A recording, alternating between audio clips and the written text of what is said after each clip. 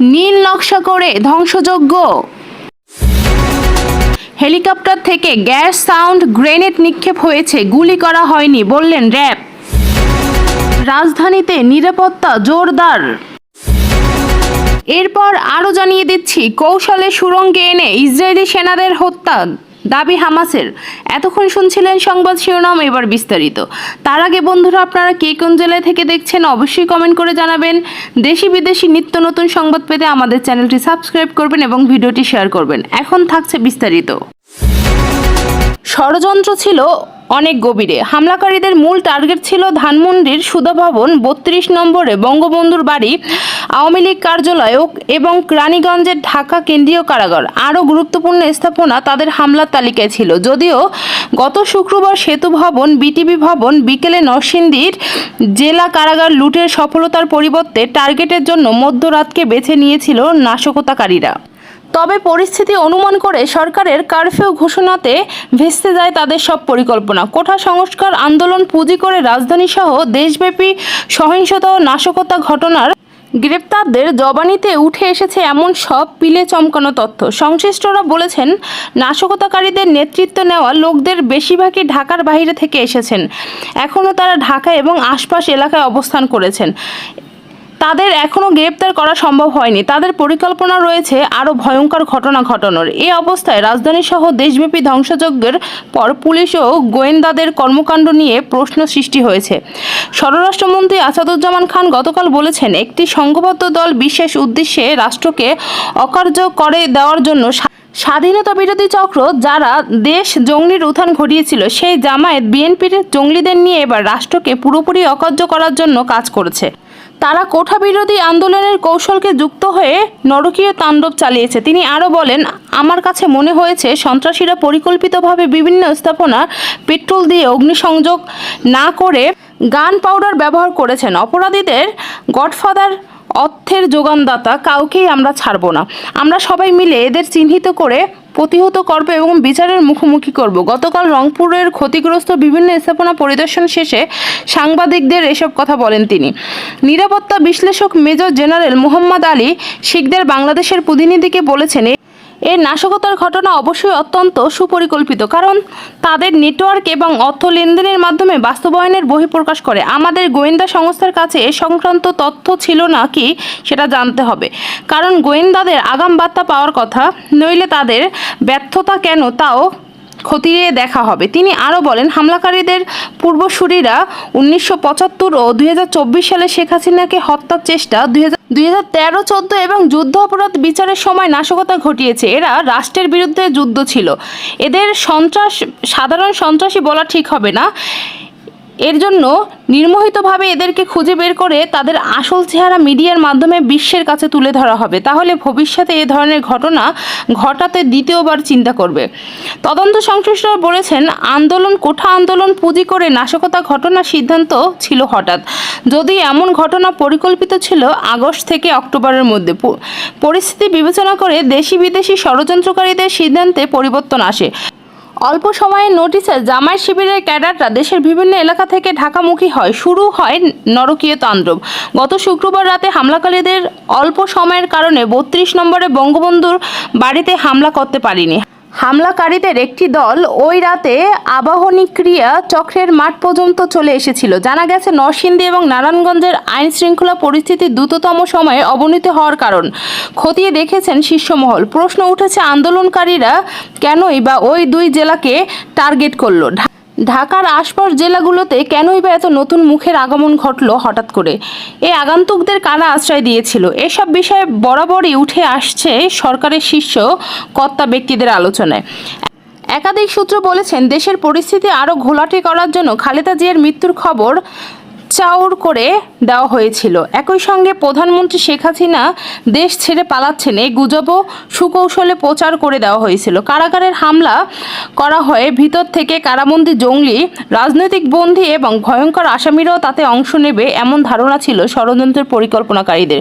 ঠিক এমন সাপোর্টই পেয়েছিল তারা নরসিংদীর কারাগার থাকা বন্দীদের পক্ষ থেকে।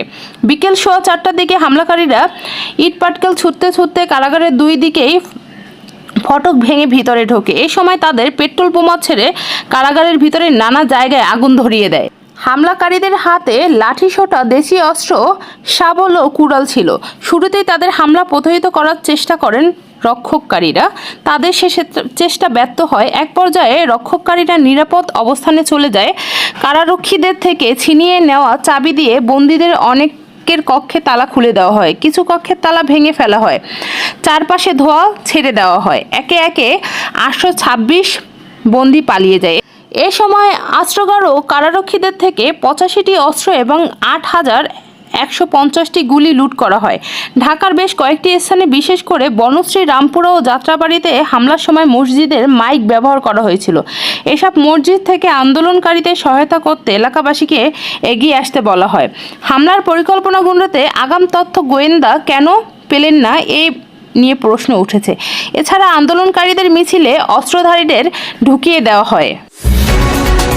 কোঠা সংস্কারের দাবিতে শিক্ষার্থীদের আন্দোলনে সারা দেশের কমপ্লিট শাটডাউন কর্মসূচিকে কেন্দ্র করে সহিংসতা চলাকালীন রাস্তার প্রতিবন্ধকতা সৃষ্টিকারীদের ছত্রভঙ্গ করতে হেলিকপ্টার থেকে কাঁদানে গ্যাসের শেল ও সাউন্ড গ্রেনেড নিক্ষেপ করা হয়েছে। হেলিকপ্টার কোনো গুলি ব্যবহার করা হয়নি বা আগ্নেয়যোগ্য ব্যবহার করা হয়নি বলে জানিয়েছেন র্যাপিড অ্যাকশন ব্যাটালিয়নের র্যাব। বৃহস্পতিবার 25 জুলাই রাতে র্যাব সদর দপ্তর থেকে গণমাধ্যমকে পাঠানো এক বার্তায় এসব কথা বলেন। র্যাবের বার্তায় বলা হয়, সরকারি চাকরিতে কোঠা সংস্কারের দাবিতে শিক্ষার্থীদের আন্দোলনের এক পর্যায়ে শিক্ষার্থীরা গত 18 জুলাই সারা দেশে কমপ্লিট শাটডাউন কর্মসূচি ঘোষণা করে। শাটডাউনকে কেন্দ্র করে শিক্ষার্থীদের আন্দোলন চলাকালীন কতিপয় দুষ্কৃতকারী ও স্বার্থান্বেষী মহল রাজধানীসহ দেশের বিভিন্ন স্থানে হামলা, অগ্নিসংযোগ, সংঘর্ষ ও নাশকতার মাধ্যমে ধ্বংসযজ্ঞ চালিয়ে জনমনের আতঙ্ক সৃষ্টি ও দেশের আইনশৃঙ্খলা পরিস্থিতি অবনতি এবং সরকারি ও জনগণের সম্পত্তি নষ্টের ক্ষতিসাধন করে রাজনৈতিক স্বার্থ হাসিলের অপচেষ্টা চালায়। রাষ্ট্রবিরোধী দুষ্কৃতকারী ও সন্ত্রাসী চক্র পরিকল্পিতভাবে বিটিভি ভবন, মেট্রো রেল, এলিভেটেড এক্সপ্রেসওয়ে, হানি ফ্লাইওভার, সেতু ভবন, ডাটা সেন্টার, বিআরটিসি এর ভবন, পুলিশ ও আইনশৃঙ্খলা বাহিনীর বিভিন্ন স্থাপনা সহ সরকারি অন্যান্য গুরুত্বপূর্ণ স্থাপনা ও যানবাহনের নাজিরবিহীন হামলা চালিয়ে ভাঙচুর ও অগ্নিসংযোগ করে। সাধারণ শিক্ষার্থী ও দেশের আপামর জনগণের জনমালের নিরাপত্তা রক্ষাতে এবং দেশের আইনশৃঙ্খলা পরিস্থিতি নিয়ন্ত্রণে রাখতে অন্যান্য আইনশৃঙ্খলা বাহিনীর পাশাপাশি র্যাবের ফোর্সের রাজধানী সহ সারা দেশে টহল ও গোয়েন্দা নজরদারি বৃদ্ধির মাধ্যমে নিরাপত্তা ব্যবস্থা জোরদার করে। নিরাপত্তা ব্যবস্থা নিশ্চিত করতে দায়িত্ব পালনকারী সহ অন্যান্য আইনশৃঙ্খলা বাহিনীর সদস্যদের উপর দুষ্কৃতকারী ও নাশকতাকারীদের উদ্দেশ্যে প্রাণোদিতভাবে রাজধানী সহ দেশের বিভিন্ন স্থানে মধ্যযুগে কায়দায় অধ্যুষিত হামলা চালায়। এই হামলা এবং আক্রমণে শতাধিক জাব্দ সদস্য আহত হয়। র্যাব আরও জানায়, সহিংসতা ও নাশকতার সময় দুর্বৃত্তরা কোমলমতি শিশু কিশোরদের আত্মরক্ষার ঢাল হিসাবে ব্যবহার করে রাস্তায় অবরোধ করে এবং ধ্বংসযজ্ঞ প্রতিরোধে আইন শৃঙ্খলা রক্ষাকারী বাহিনীর ঘটনাস্থলে পৌঁছালে প্রতিবন্ধকতা সৃষ্টি করে। কোমলমতি শিশু কিশোরদের সামনে থাকায় আইন শৃঙ্খলা বাহিনীর সর্বোচ্চ বল প্রয়োগ করা থেকে বিরত থাকে। নিরুপায় হয়ে আইন শৃঙ্খলা বাহিনী চলাচলের পথ সুগম করার জন্য দ্রুত ঘটনাস্থলে পৌঁছে জনগণের জনমালের ক্ষতি সাধন ও ধ্বংসযজ্ঞ প্রতিরোধ, রাস্তায় প্রতিবন্ধকতা সৃষ্টিকারীদের ছত্রভঙ্গ করার জন্য র্যাবের হেলিকপ্টার থেকে গ্যাস ও সাউন্ড গ্রেনেড নিক্ষেপ করা হয়। এক্ষেত্রে হেলিকপ্টার থেকে কোনো প্রকার গুলি করা হয়নি বা কোনো আগ্নেয়যোগ্য ব্যবহার করা হয়নি। র্যাব আরও জানায়, রাজধানী বাড্ডা ও নারায়ণগঞ্জের শিমরাইলে দুর্বৃত্তরা হামলা ও আক্রমণকারীদের সাধারণ জনগণ ও আইনশৃঙ্খলা বাহিনীর সদস্যদের অবরুদ্ধ করে ভবনে অগ্নিসংযোগ করে। গত 18 জুলাই আন্দোলনকারীদের আক্রমণের শিকার হয় আটকা পড়ে ডিএমপির সদস্য কানাডিয়ান ইউনিভার্সিটির ছাদে অবস্থান নিলে 61 জন পুলিশ সদস্যকে উদ্ধার করে র্যাব হেলিকপ্টার। গত 20 জুলাই নারায়ণগঞ্জের শিমরাইল এলাকায় দুর্বৃত্তরা মা হাসপাতাল ভবনের নিচে অগ্নিসংযোগ করলে ওই ভবনের বাসিন্দা ও হাইওয়ে পুলিশ সদস্য ছাদে অবরুদ্ধ হয়। ওই সময়ে ভবনের নিচে 3 জন শ্রমিক অগ্নিদগ্ধ হয়ে মৃত্যুবরণ করেন।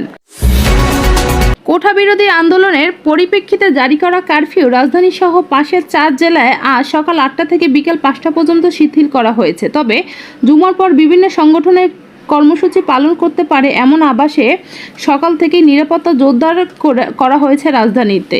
শহরের বিভিন্ন গুরুত্বপূর্ণ পয়েন্টে মোতায়েন করা হয়েছে পুলিশ, টহল দিচ্ছে সেনাবাহিনীরাও। বৃহস্পতিবার রাতে স্বরাষ্ট্র মন্ত্রণালয় আসাদুজ্জামান খান বলেন, ঢাকার মহানগর, ঢাকা জেলার নারায়ণগঞ্জ, নরসিংদী এবং গাজীপুর জেলার শুক্র শনি সকাল 8টা থেকে বিকেল 5টা পর্যন্ত কারফিউ শিথিল থাকবে। দেশের অন্যান্য জেলাগুলোতেও বিশেষ সংশ্লিষ্ট জেলা প্রশাসন সিদ্ধান্ত নেবে। স্বরাষ্ট্রমন্ত্রী জানায়, সংঘাতের দিনগুলোতে নিহতদের স্মরণে শুক্রবার সারা দেশে মসজিদে মসজিদে দোয়া এবং রবিবার গির্জায় প্রার্থনা আয়োজন করা হবে। পরিস্থিতি স্বাভাবিক হওয়ার সাথে সাথে ক্রমান্বয়ে কারফিউ শিথিল করা হবে বলে জানিয়েছেন তিনি। রাজধানীতে যে কোনো অপ্রীতিকর ঘটনার মোকাবেলায় সতর্ক অবস্থানে রয়েছে আইনশৃঙ্খলা রক্ষা বাহিনী। সড়কের গণপরিবহন সহ সিএনজি চালিত রিক্সা চলাচল করছে যাত্রীরা। রাজধানীর বিভিন্ন মোড়ে আইনশৃঙ্খলা বাহিনীর চেকপোস্ট তল্লাশির পাশাপাশি রয়েছে নিয়মিত টহলও। এছাড়া ঢাকা হযরত শাহজালাল আন্তর্জাতিক বিমানবন্দরের নিরাপত্তা ব্যবস্থা জোরদার করা হয়েছে। গত বছরের 7 অক্টোবর হামাস ও ইসরায়েলের মধ্যে যুদ্ধ শুরু হয়। এই যুদ্ধে এখন পর্যন্ত 40,000-এরও বেশি ফিলিস্তিনি নিহত হয়েছে। আহত হয়েছেন 1 লাখেরও বেশি মানুষ, যাদের বেশিরভাগই সাধারণ নারী ও শিশু। এদিকে রাফার ইয়েবানরা শরণার্থী শিবিরে বেশ কয়েকজন ইসরায়েলি সেনাকে হত্যার দাবি করেছেন ফিলিস্তিনি সশস্ত্র গোষ্ঠী হামাস। তারা জানিয়েছে, কৌশলে ইসরায়েলি সেনাদের 2টি সুড়ঙ্গে এনে সেগুলোকে উড়িয়ে দেওয়া হয়েছে। বৃহস্পতিবার 25 জুলাই ইনস্টাগ্রামে দেওয়া পোস্টে হামাস আরও জানিয়েছে, তাদের যোদ্ধারা খান ইউনিসের আজ জিলাল মসজিদের কাছে স্থাপিত ইসরায়েলের একটি ক্যাম্পেও হামলা চালিয়েছে। এই হামলায় ব্যবহার করা হয়েছে মর্টার শেল। আরেক সশস্ত্র গোষ্ঠী ইসলামিক জিহাদের যোদ্ধাদের সঙ্গে সমন্বয় করে এই হামলা চালানো হয়েছে বলে জানিয়েছেন তারা। এই সপ্তাহে গাজায় নতুন করে আবারও স্থল হামলা শুরু করা হয়েছে ইসরায়েলি সেনারা। এরপর গাজায় বিভিন্ন জায়গায় ব্যাপক হামলা ও পাল্টা হামলার ঘটনা ঘটেছে। ইসরায়েলি সেনাবাহিনীর তথ্য অনুযায়ী যুদ্ধ শুরুর পর থেকে এখন পর্যন্ত 684 জন সেনা নিহত হয়েছেন, আরও আহত হয়েছেন 4213 সেনা।